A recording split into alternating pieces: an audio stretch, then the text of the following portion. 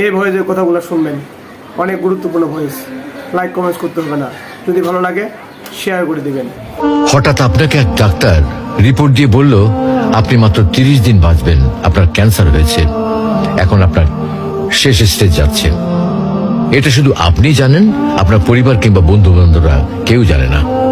এখন এই রিপোর্ট পাওয়ার পরে আপনি বাসায় গেলেন, প্রতিদিনের মতো আজকেও আপনার বাবা আপনাকে বকাঝকা শুরু করলো, তোকে দিয়ে কিচ্ছু হবে না, সারাদিন কোথায় থাকিস তুই, অকাজের ছেলে, ইত্যাদি ইত্যাদি। এই মধ্যবিত্তের বাবার যেমন হয় আর কি। তখন কি প্রতিদিনের মতো আজও আপনি তর্ক করা শুরু করবেন, নাকি প্রাণ ভরে বাবার বকাগুলো শেষবারের মতো আরেকবার শুনে নেবেন? হঠাৎ আপনার মা এসে আপনাকে বলল, নে বাবা ভাতটা খেয়ে নে। আপনার মনে হবে এই বুঝি আপনার মায়ের শেষ হাতের খাওয়া, আপনি আর বাঁচবেন না। আপনি পরম তৃপ্তি নিয়ে খাবেন এবং আপনার কাছে মনে হবে এটা আপনার শ্রেষ্ঠ খাবার, যদিও ডাল ভাত হোক না কেন।